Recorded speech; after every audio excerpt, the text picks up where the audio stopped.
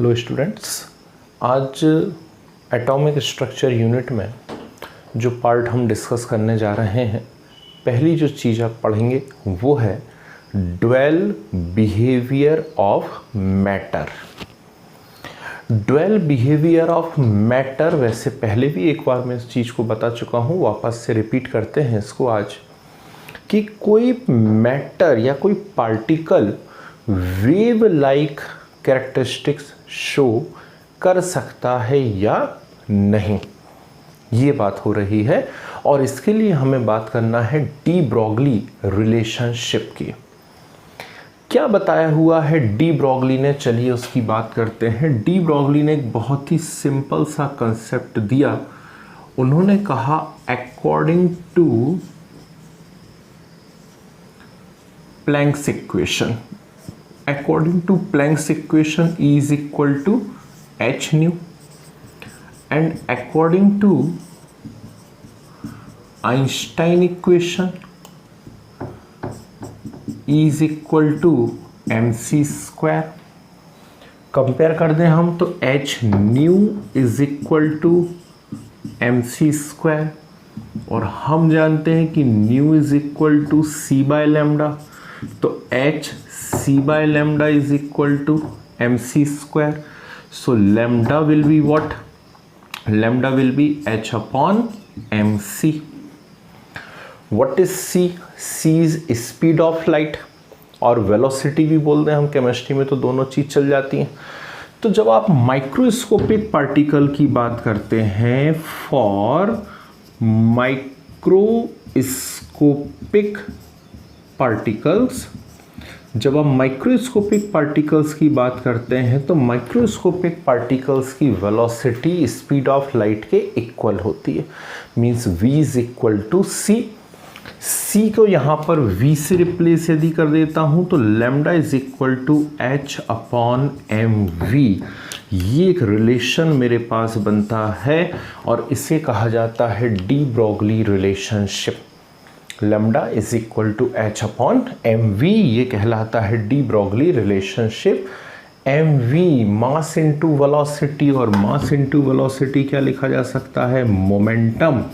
तो m we को मैं पी भी लिख सकता हूँ, तो lambda is equal to h upon p, या प्रोपोर्शनलिटी साइन हटाऊं तो lambda is proportional to 1 upon p. Is it clear? तो आप इसे क्या कह सकते हैं? आप इसे कह सकते हैं कि wavelength of a microscopic particle, wavelength of a microscopic particle is inversely proportional to its momentum. ठीक है, wavelength of a microscopic particle is inversely proportional to its momentum. हम ऐसा भी इसे कह सकते हैं। तो इससे क्या हुआ, इससे क्या बात हम लोगों को पता पड़ी? इससे जो बात हमें पता पड़ी वो ये है कि वेवलेंथ जो है, वेवलेंथ वेव का कैरेक्टरिस्टिक है, और मोमेंटम जो है, मोमेंटम किसका कैरेक्टरिस्टिक है? पार्टिकल का कैरेक्टरिस्टिक है।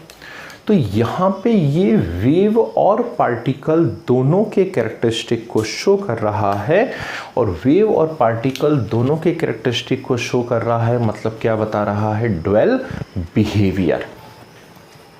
यानी कहीं कोई पार्टिकल यदि वेव होना चाहता है, कोई पार्टिकल यदि वेव होना चाहता है तो उसकी स्पीड स्पीड ऑफ लाइट के इक्वल होना चाहिए, तब जाकर के वो पार्टिकल क्या हो पाएगा? वेव हो पाएगा। आ रही है बात समझ में? ठीक है ना? तो ये है डी ब्रॉगली रिलेशनशिप। बहुत ही बढ़िया इससे न्यूमेरिकल्स बना करते हैं, जरा ध्यान रखिएगा इसका। ठीक, इंपॉर्टेंट कंसेप्ट है। चलिए नेक्स्ट जो एक पॉइंट हम यहाँ डिस्कस करने जा रहे हैं वो है relation between wavelength and kinetic energy of microscopic particle, और relation between wavelength and voltage. ठीक, कितना वोल्ट देंगे तो कितना वेवलेंथ हमें मिल सकता है, ये बात यहाँ पर हम डिस्कस करने जा रहे हैं। ठीक है, तो हम जानते हैं ये रिलेशन है काइनेटिक एनर्जी और वेवलेंथ के बीच में। Kinetic energy is equal to half mv square. ठीक, kinetic energy half mv square होता है। यदि मैं इसे E से शो कर लूँ, मान लीजिए अकेला, तो भी मैं इसे हाफ mv स्क्वायर लिख सकता हूँ, या v square is equal to 2e upon m, या v is equal to under root of 2e upon m। Clear है बात, कोई दिक्कत तो नहीं इसके अंदर। अब हम जानते हैं, क्या जानते हो भाई, हम जानते हैं कि lambda is equal to h upon mv। ये लिखा हुआ देखिए यहाँ पर, lambda is equal to h upon mv। तो v का फॉर्मूला क्या आ रहा है, v आ रहा है under root of 2e upon m, तो यहाँ पर रख दीजिए under root 2e upon m। तो लैम्डा इज इक्वल टू क्या आ जाएगा आपके पास, h अपॉन m और under root of 2e m। Is it clear, कोई दिक्कत तो नहीं इसके अंदर, ठीक है ना। तो यदि इस इक्वेशन को हम सॉल्व करते हैं यहाँ पर, तो ये इक्वेशन क्या बन जाएगी आपके सामने, सीधी सीधी ये इक्वेशन बन जाएगी, ठीक, lambda is equal to h upon under root of 2me। Lambda is equal to h upon under root of 2me। Clear, तो एक बहुत ही प्यारी सी इक्वेशन बनी, lambda is equal to h upon under root of 2me, where E represent kinetic energy of electron. E यहाँ electron की kinetic energy को रिप्रेजेंट कर रहा है। यदि E को हम इलेक्ट्रॉन वोल्ट में शो करते हैं, E को आप इलेक्ट्रॉन वोल्ट में शो करते हैं, तो ये relation H equal to lambda is equal to h upon under root of 2mev भी शो किया जा सकता है। क्या, h upon under root of 2mev से भी आप इसे शो कर सकते हैं। और यदि मैं यहाँ h, m और e is what, charge of electron, इन सब की वैल्यूज यदि मैं यहाँ पर पुट कर दूं, ठीक, h की वैल्यू रख दीजिए आप 6.626 इंटू 10⁻34, ठीक, m की वैल्यू रख दी हमने यहाँ पर 9.1 into 10⁻31 kg, E charge of electron 1.6 into 10⁻19 coulomb. ये सब रख के यदि सॉल्व करें तो यहाँ पे लैम्डा का एक फार्मूला मेरे पास आता है 2.166 into 10⁻9 upon under root of v। ठीक, यहाँ v वेलोसिटी नहीं है, याद रखिएगा, यहाँ पर v जो है ये वोल्ट को रिप्रेजेंट कर रहा है, वोल्टेज को बता रहा है। आ रही है बात समझ में, ठीक। तो ये है भाई relation between de Broglie wavelength and kinetic energy और relation between de Broglie wavelength and applied voltage. Clear, बहुत ही प्यारा सा रिलेशन है, ठीक, एक प्रकार से एप्लीकेशन है ये डी ब्रोगली रिलेशनशिप का, ठीक है। तो ध्यान रखिएगा, बहुत ही प्यारा सा कंसेप्ट है, काफ़ी पूछा जाता है। तीसरी यहाँ पर एक और जो बात निकल करके आती है, देखिए ध्यान से, वो होती है relation between de Broglie wavelength and Bohr model. Bohr ने क्या कहा था, बोहर ने कहा था mvr is equal to nh upon 2π। ठीक, इलेक्ट्रॉन्स केवल वहाँ रिवॉल्व कर सकते हैं, electron can revolve only in those orbits in which their angular momentum is integral multiple of h upon 2π। ठीक है, ये बात हम लोग बोहर मॉडल में पढ़ चुके हैं कि electron can revolve only in those orbits in which their angular momentum is integral multiple of h upon 2π। So mvr is equal to integral multiple, एक होल नंबर वैल्यू से हम मल्टीपल करा हुआ है किसमें, h अपॉन 2π में। तो de Broglie का इससे क्या लेना देना, डी ब्रोगली बोलता है कि इलेक्ट्रॉन जो है ये मान लीजिए यहाँ पर इलेक्ट्रॉन रिवॉल्व कर रहा है किसी भी एक पर्टिकुलर शेल में। दो डायग्राम से इसको बताने की कोशिश करता हूँ।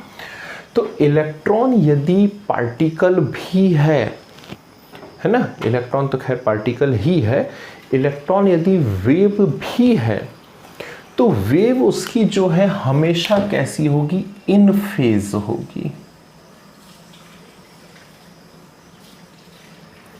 इन फेज होना चाहिए वेव हमेशा, ठीक। यदि वो वेव नेचर शो नहीं करता, वो पार्टिकल अकेला बन जाता, ठीक है ना, तो वो क्या हो जाती, आउट ऑफ फेज हो जाती। तो यदि मान लीजिए यहाँ पर वेव है इलेक्ट्रॉन, तो हमेशा क्या होना चाहिए, उसका इन फेज होनी चाहिए। वेव कैसी होनी चाहिए, इन फेज। और यदि वेव इन फेज है तो इंपॉर्टेंट पॉइंट यहाँ इन्वर्टेड कॉमा बना करके लिख लीजिए कि circumference of the orbit must be equal to integral multiple of wavelength. यदि इन फेज है तो सर्कमफेरेंस जो है ऑर्बिट की, circumference of the orbit means 2 pi r must be integral multiple of wavelength। ये सजेस्ट करा किसने, डी ब्रॉगली ने, कि यदि इलेक्ट्रॉन वेव नेचर भी शो कर रहा है तो उसकी वेव हमेशा इन फेज होना चाहिए। और यदि वेव इन फेज है तो जो सर्कमफेरेंस एक पर्टिकुलर ऑर्बिट का, ठीक, वो उसकी वेवलेंथ के क्या होना चाहिए, होल नंबर मल्टीपल या इंटीग्रल मल्टीपल होना चाहिए। अब लैम्डा इज इक्वल टू क्या होता है, लैम्डा इज इक्वल टू होता है h अपॉन एम वी। तो लैम्डा की जगह h अपॉन एम वी रख दीजिए, तो 2 pi r is equal to n h upon m v. Is it clear, ठीक। तो एम वी का यहाँ मल्टीप्लाई कर लीजिए और 2 पाई को नीचे पहुंचा दीजिए, तो m v r is equal to n h upon 2 pi. नीचे देखिए वही की वही बात आई, ठीक। तो ये हो गया यहाँ पर कि डी ब्रॉगली रिलेशनशिप से हम एक बोहर के पोस्टुलेट को कैसे प्रूव कर सकते हैं कि बोहर ने जो बात बोली थी वो सही बोली थी। क्लियर। तो एक बहुत इंपॉर्टेंट सी बात है भाई, डी ब्रॉगली रिलेशनशिप, ठीक है। चलिए, न्यूमेरिकल्स के लिए एक अलग से वीडियो बनाया जा रहा है, उसको आप देखिएगा, ठीक। उसमें लिखा ही होगा न्यूमेरिकल्स ऑफ एटॉमिक स्ट्रक्चर, और एक और वीडियो रहेगा जिसमें ढेर सारी ग्राफिकल प्रॉब्लम्स को मैंने सॉल्व करवाया हुआ है, ठीक है ना।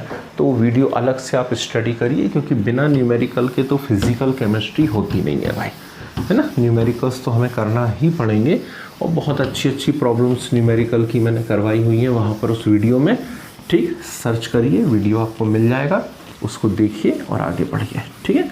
चलिए, अब मैं यहाँ आपको एक और बहुत ही इम्पोर्टेंट सा कंसेप्ट बताने जा रहा हूँ, बहुत पूछा जाता है, और वो है हाइजेनबर्ग्स अनसर्टेनिटी प्रिंसिपल।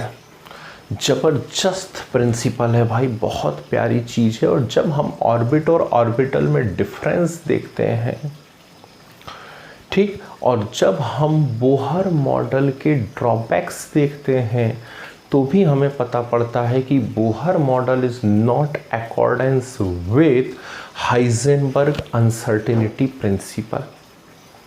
हाइजेनबर्ग बोल क्या रहा है, हाइजेनबर्ग ने एक बहुत ही इंटरेस्टिंग सा यहाँ पे एक पॉइंट बताया हुआ है। उन्होंने कहा कि कोई भी माइक्रोस्कोपिक मूविंग बॉडी यदि है, जैसे इलेक्ट्रॉन है या कोई भी दूसरी माइक्रोस्कोपिक मूविंग बॉडी यदि है, तो उस माइक्रोस्कोपिक मूविंग बॉडी की पोजीशन को हम यहाँ एक्स से शो करेंगे, और मोमेंटम को एक साथ फुल एक्यूरेसी से आप मेजर नहीं कर सकते।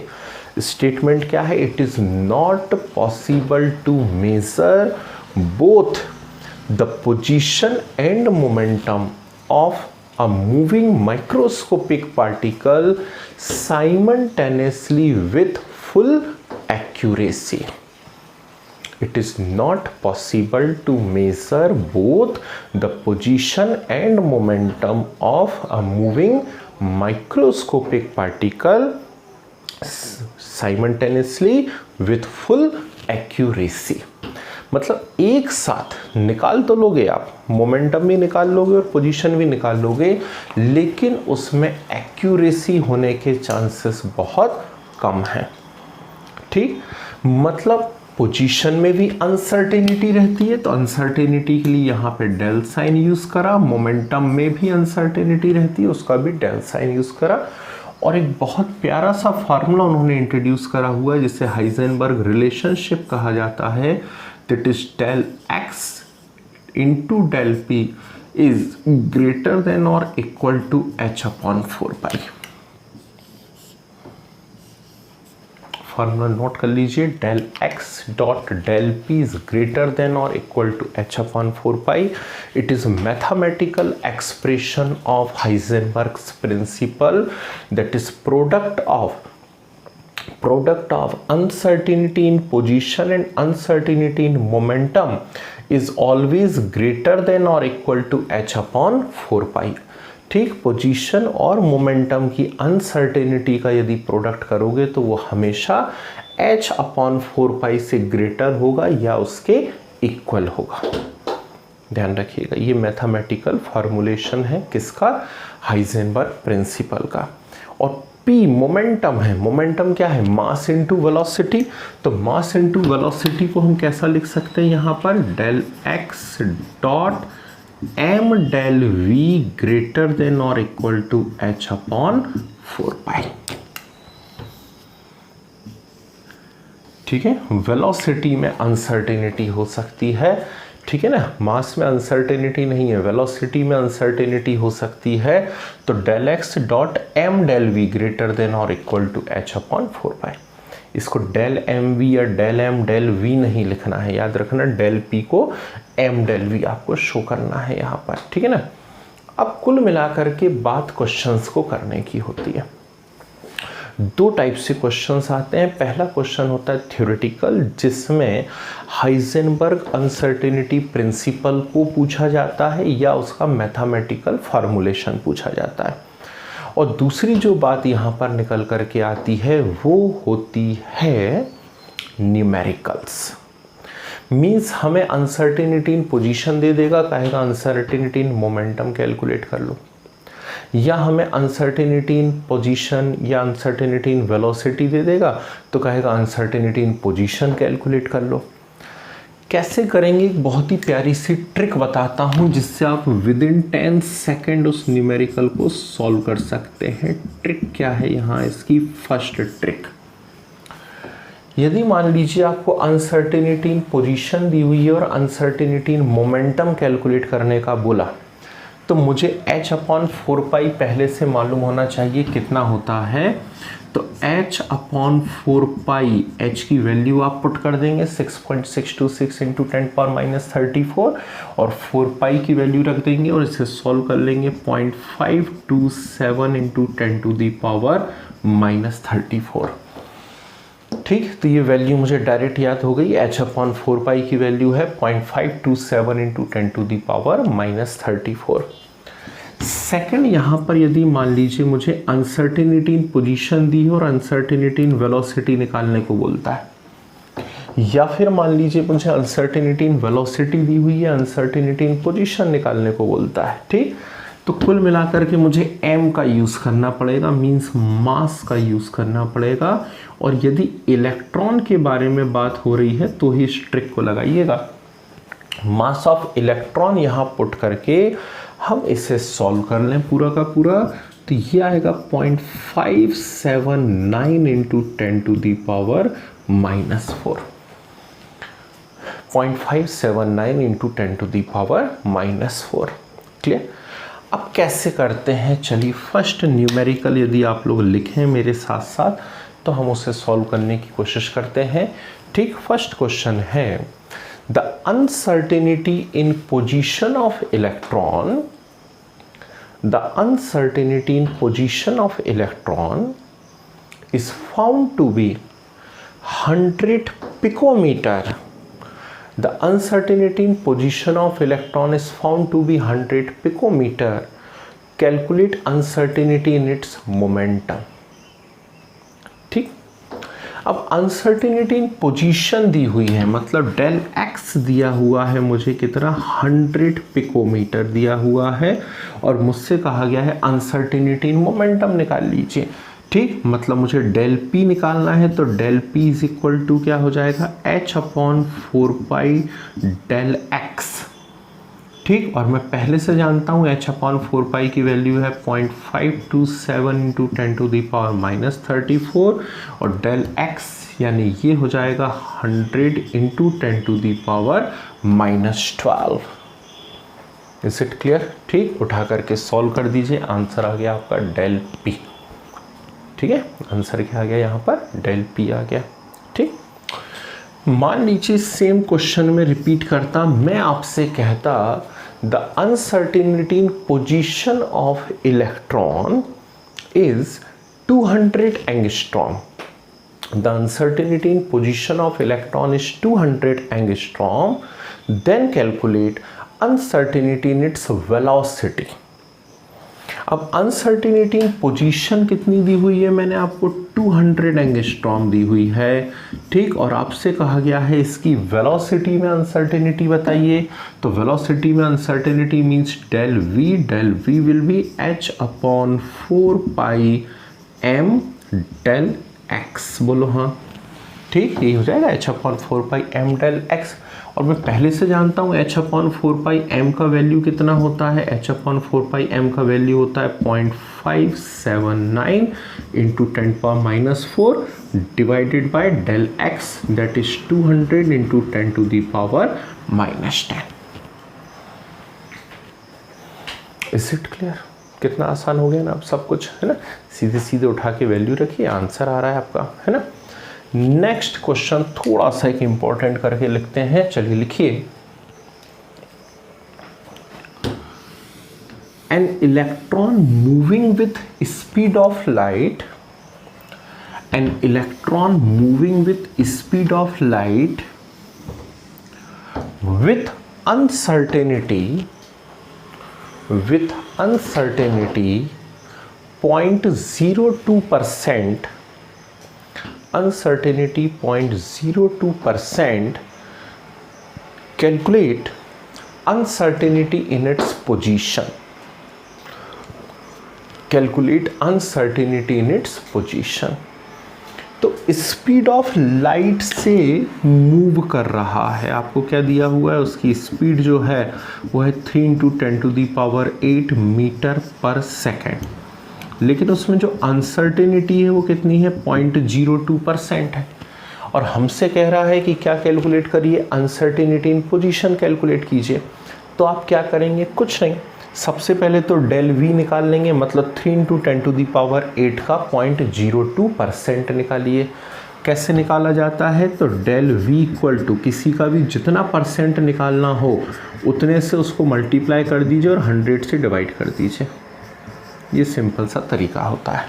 ठीक, जितना भी परसेंटेज निकालना उससे मल्टीप्लाई करके 100 से डिवाइड कर दीजिए इसको, है ना? तो ये आपका मेरे ख्याल से आ रहा है 6 × 10⁴ आएगा। 6 × 10⁴ किसकी वैल्यू आ गई? डेल वी की। बस अब डेल एक्स निकाल लीजिए। Del x equal to h/4πm del v, और h/4πm हमें याद है 0.579 × 10⁻⁴, इससे डिवाइड कर दीजिए, आंसर आ गया आपका। कितना आसान है, ठीक है ना? एक क्वेश्चन पूछा गया है कई बार कि uncertainty a moving particle having mass equal to mass of electron, speed equal to speed of light with uncertainty 0%, so determine uncertainty in its position. Speed of light से मूव कर रहा है, लेकिन अनसर्टेनिटी उसमें कितनी है? 0% है। ठीक, तो उसकी पोजीशन में अनसर्टेनिटी कितनी होगी? ठीक, तो यहाँ इसी में बता दूँ, यहाँ पर क्या करेंगे आप? अनसर्टेनिटी कितनी है? 0%, तो यहाँ 0 से मल्टीप्लाई कर दीजिए। 0 से मल्टीप्लाई कर दिए तो डेल वी कितना जाएगा आपके पास? 0, और जब डेल वी 0 आ जाएगा तो किसी में भी जब आप 0 से डिवाइड करेंगे तो आपका आंसर कितना आ जाएगा, इनफाइनाइट। क्लियर? तो अनसर्टेनिटी इन पोजीशन कैसी हो जाएगी, इनफाइनाइट। Is it clear? ठीक, तो एक शीट मैं आपके साथ शेयर कर रहा हूं यहां पर, हाइजेनबर्ग अनसर्टेनिटी प्रिंसिपल के न्यूमेरिकल्स की। ठीक है, ये सारे के सारे न्यूमेरिकल्स आप करके देखिए, है ना, और उनके आंसर्स भी नीचे लिखे हुए हैं। ट्रिक मैंने आपको बता दी है, तो बिल्कुल सिंपल ट्रिक लगाइएगा, लेकिन क्वेश्चंस बहुत इंपॉर्टेंट है, ज़रूर से करिएगा। ठीक है, तो ये सारे के सारे न्यूमेरिकल्स आप करके देखिए अभी के अभी हाइजेनबर्ग अनसर्टेनिटी प्रिंसिपल पर। क्लियर? ठीक है, वीडियो पॉज कर लीजिए और नोट करते जाइए, एक एक क्वेश्चन सॉल्व करते जाइए, है ना। चलिए आगे बढ़े।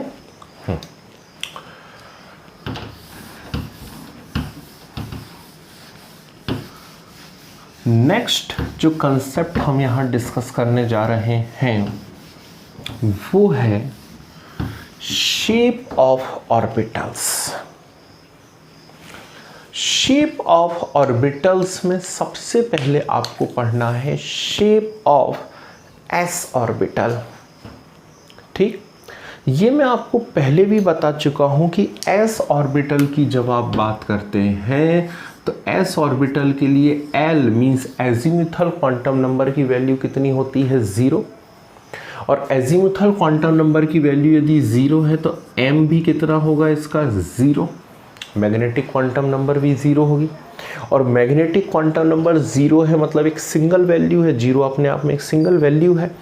तो 0 यदि मैग्नेटिक क्वांटम नंबर है मतलब इसका एक सिंगल ओरिएंटेशन पॉसिबल होगा, और सिंगल ओरिएंटेशन केवल तब आ सकता है जब वो कैसा हो, स्फेरिकल हो। Clear? So all s orbitals are spherical. ठीक, सभी स्फेरिकल होते हैं, और इनमें इलेक्ट्रॉन के मिलने की जो प्रोबेबिलिटी है is same in all directions around the nucleus. Nucleus के चारों ओर इलेक्ट्रॉन के मिलने की प्रोबेबिलिटी या पॉसिबिलिटी कैसी होती है इनके अंदर, सेम होती है, ध्यान रखिएगा।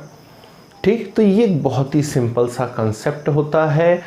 अब यहाँ यदि आप ध्यान से देखें इस डायग्राम के अंदर तो आपको नज़र आ रहा होगा कि दो एस ऑर्बिटल्स के बीच में, ठीक, जैसे मान लीजिए 1s और 2s को हम ध्यान से देखें तो दो s ऑर्बिटल के बीच में आपको एक ऐसी जगह नज़र आ रही है जहाँ कोई भी इलेक्ट्रॉन नहीं है। ठीक है, देखो ध्यान से, दो s ऑर्बिटल के बीच में एक ऐसा स्पेस हमको नज़र आ रहा है जहाँ कोई भी इलेक्ट्रॉन नहीं है। द रीजन और the space between two orbitals where probability of finding of electron is 0, जहाँ कहीं कोई भी इलेक्ट्रॉन नहीं मिलता है या इलेक्ट्रॉन मिलने की probability 0 होती है, उसे कहा जाता है नोड। क्या टर्म यूज़ करते हैं हम उसके लिए, नोड टर्म यूज़ करते हैं, NODE। ठीक, तो यहाँ पे ये जो आपको एक स्पेस नज़र आ रहा है जिसमें कोई भी इलेक्ट्रॉन नहीं है, इससे हम लोग क्या कहेंगे, नोड कहेंगे। Is it clear? Total number of nodes यदि आपको कैलकुलेट करना है, अब मैं बाद में बताऊंगा इसमें कि रेडियल या स्फेरिकल नोड्स या एंगुलर और प्लेनर नोड्स दोनों के लिए अलग अलग फार्मूले होते हैं। फिलहाल मैं बात कर रहा हूँ टोटल नंबर ऑफ नोड्स। तो यदि s ऑर्बिटल्स के लिए टोटल नंबर ऑफ नोड्स हमें निकालनी है तो वो सिंपल रिलेशन से निकल जाएंगे, and that is n-1। What is n? n is principal quantum number और नंबर ऑफ शेल। मैंने आपसे कहा an electron present in fourth shell, ठीक, fourth shell, then total number of nodes will be, तो fourth shell में है, total number of nodes कितनी हो जाएंगी उसके अंदर, 3। क्लियर? तो ये है shape of S orbital. Simple सा कंसेप्ट है, आप सभी आसानी से इसको कर सकते हैं। ठीक है, दूसरी चीज देखिए यहां पर क्या आ रहा है, shape of P orbitals. All p orbitals are dumbbell shaped. सभी के सभी p ऑर्बिटल्स जो हैं वो कैसे होते हैं, डम्बल शेप्ड होते हैं, ठीक, डम्बल जैसे नज़र आते हैं वो। और इसमें ये जो आपको नज़र आ रहा है, या मैं यहाँ डायग्राम में भी इसको बना देता हूँ, ये इसके लोब कहलाते हैं। क्या कहलाते हैं? इसके लोब कहलाते हैं। अब एक ऑर्बिटल है तो मैक्सिमम इलेक्ट्रॉन तो 2 ही होंगे, तो जो इलेक्ट्रॉन मिलने की प्रोबेबिलिटी है, ये जो डॉट डॉट डॉट डॉट आपको डायग्राम में नज़र आ रही है, ये dot dot dot dot actually क्या है, probability of finding of electron है, and it is same in both lobes. दोनों लोब में इलेक्ट्रॉन के मिलने की जो प्रोबेबिलिटी या पॉसिबिलिटी है वो कैसी है, सेम है। यदि कोई लोब एक्स एक्सिस पर है तो आप उसे क्या कहने वाले हैं, पी एक्स। वाई एक्सिस पे है तो क्या कहेंगे आप उसको, पी वाई। और जेड एक्सिस पे है तो आप उसे क्या कहेंगे, पी जेड कहेंगे। क्लियर? यदि हम ध्यान से देखें तो हमें नजर आ रहा है कि दोनों लोब के बीच में एक ऐसा स्पेस है जहां कहीं कोई भी इलेक्ट्रॉन नहीं है। So the part between two lobes where probability of finding of electron is 0 is known as what? It is known as nodal plane. इसे आप क्या कहेंगे, नोडल प्लेन कहेंगे। दो लोब्स के बीच की एक ऐसी जगह है जहां कोई भी इलेक्ट्रॉन हमें नहीं मिल रहा है। क्या बोलोगे आप इसको, नोडल प्लेन बोलोगे। क्लियर है बात? तो px, py और pz 3 ऑर्बिटल्स आपको यहाँ पर नजर आ रहे हैं, और तीनों के तीनों कैसे हैं, डम्बल शेप्ड हैं। दो लोब हैं उनमें, और इन लोब में इलेक्ट्रॉन मिलने की जो प्रोबेबिलिटी है वो कैसी है, सेम है। क्लियर? नेक्स्ट आएगा shape of d orbitals. D बड़ा इंटरेस्टिंग है, ध्यान रखिएगा। वैसे तो डायग्राम आपको नज़र आ रहा है सामने, ठीक। डी ऑर्बिटल्स जो होते हैं डबल डम्बल शेप्ड होते हैं, और डबल डम्बल शेप्ड होते हैं। डी में ऑर्बिटल्स कितने होते हैं, d x y, d y z, d z x, d x squared y squared and d z squared. ये डी के ऑर्बिटल्स होते हैं। कितने ऑर्बिटल्स हैं डी के अंदर, 5 ऑर्बिटल्स हैं, ठीक है ना। अब सभी D orbital double dumbbell shaped हैं, यानी दो डम्बल हैं उनके अंदर। दो डम्बल यदि हैं तो हमें देख करके क्या लगता है, डी एक्स वाई, तो ऐसा हम सोचने लगते हैं कि डी एक्स वाई मतलब एक डम्बल एक्स एक्सिस पे होगा, एक डम्बल वाई एक्सिस पे होगा। डी वाई जेड मतलब हम क्या सोचते हैं, एक डम्बल वाई एक्सिस पे, एक डम्बल जेड एक्सिस। और डी जेड एक्स में क्या सोचते हैं कि एक डम्बल जेड एक्सिस पे और एक एक्स एक्सिस पे। बस यही बात ध्यान रखनी है, इन तीनों डी ऑर्बिटल्स में लोब या डम्बल एक्सिस पर नहीं होते, ठीक। इन तीनों में जो लोब है या जो डम्बल हैं वो एक्सिस पर नहीं होते हैं, ये इंपॉर्टेंट बात ध्यान रखना, बल्कि एक्सिस के बीच में होते हैं। और d x squared y squared और डी जेड स्क्वायर में जो लोब्स हैं या डम्बल हैं वो कहाँ पर होते हैं, एक्सिस पर होते हैं। D x squared y squared में एक एक्स एक्सिस पे, दूसरा वाई पे, और डी जेड में दोनों के दोनों जेड पे हैं, एक आगे और एक पीछे। इस प्रकार से अरेंजमेंट होता है। Is it clear? ये ध्यान रखना। किसी भी सबशेल की यदि आप बात करते हैं, पी सबशेल की बात कर लें या डी सबशेल की बात कर लें, तो याद रखिएगा किसी भी सबशेल के अंदर जो ऑर्बिटल्स होते हैं उनकी एनर्जी सेम होती है। किसी भी सबशेल के ऑर्बिटल्स की एनर्जी कैसी होती है, सेम होती है, और वो आपस में कहलाते हैं डीजनरेट ऑर्बिटल। क्या कहलाते हैं, डीजनरेट ऑर्बिटल कहलाते हैं। पर 12th में आप एक कंसेप्ट पढ़ेंगे कि जब ट्रांजिशन मेटल्स मतलब डी ब्लॉक मेटल्स किन्हीं कंपाउंड फॉर्मेशन में पार्टिसिपेट करते हैं तो उनकी डीजनरेसी स्प्लिट हो जाती है, मतलब डीजनरेसी खत्म हो जाती है, ऑर्बिटल्स अलग अलग एनर्जी लेवल के होने लगते हैं।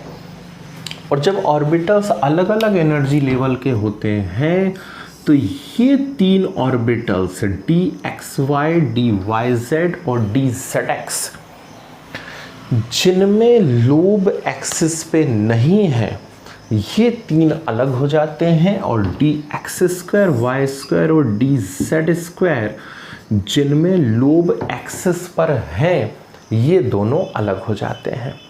ठीक है, इनकी तीनों की एनर्जी अलग हो जाती है, इन दोनों की एनर्जी अलग हो जाती है। इन तीनों को कहा जाता है, याद कर लीजिए अभी की अभी, T2G और इन दोनों को कहा जाता है EG। ये स्पेक्ट्रोकेमिकल टर्म्स हैं।